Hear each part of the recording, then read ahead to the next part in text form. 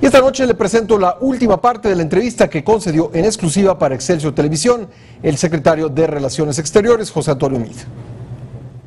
La decisión de impedir que los migrantes suban al tren, de acuerdo con algunas organizaciones no gubernamentales, se les pone más riesgo porque los obliga a usar otras rutas. ¿Qué opinas al respecto, canciller? Cuando uno revisa los números, eran ya relativamente pocos los que usaban el tren como método de transporte.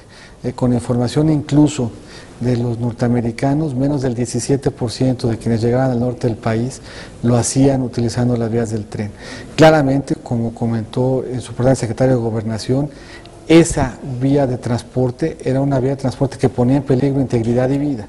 Y por lo tanto es en su propia protección y en el orden además de no permitir la entrada de un medio de transporte que no estaba diseñado para eso, que se han implementado medidas en protección del propio migrante y en defensa de una ruta y de un medio de transporte que no estaba diseñado para la transportación de personas. ¿Cuál debiera ser la prioridad de México frente a la migración en general, la migración centroamericana? ¿Acompañar a los migrantes, garantizar sus derechos humanos o tener una frontera segura donde se aplique la ley mexicana? La prioridad de México debería ser el desarrollo de Centroamérica como una forma de enfrentar la raíz del problema. Nosotros hemos dicho, lo hemos dicho por muchos años, que nos sentimos vinculados con Centroamérica, que somos cuna de culturas milenarias, que compartimos los orígenes del maíz y del chile, pero atrás de ese discurso de hermandad y de cercanía, ahora hemos puesto acciones específicas a través del Fondo de Yucatán y en el contexto del diálogo que tenemos con Mesoamérica. Hemos invertido en carreteras en Nicaragua, en puentes entre Panamá y Costa Rica, en cruces fronterizos, en una interconexión de nuestro sistema eléctrico.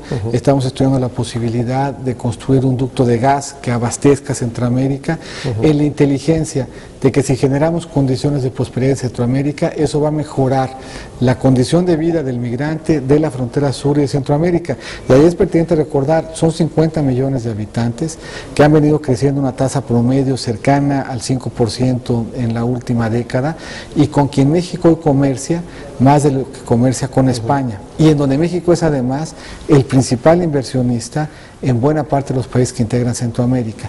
Luego, entonces, la prioridad desde la perspectiva de México en el diálogo debiera poner al centro primero la integridad y los derechos humanos del migrante, niño no acompañado o migrante en lo general, pero segundo, reconocer que de fondo lo que tenemos es que generar condiciones adecuadas de desarrollo, y en eso estamos empeñados, no solo en el discurso sino en la práctica. Hablando de cooperación, porque ese es el tema que estás tocando, hay quien piensa que México no coopera lo suficiente, que coopera mucho menos que otros países del propio continente.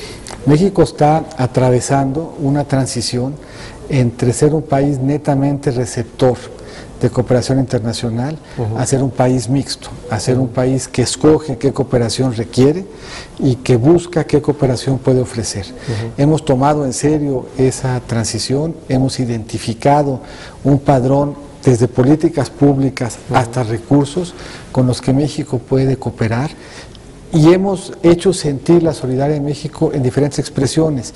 Le hemos hecho sentir con recursos, por ejemplo, cuando en una sola noche, en 2 horas de lluvia, San Vicente y las Granadinas perdió la quinta parte de su Producto Interno Bruto.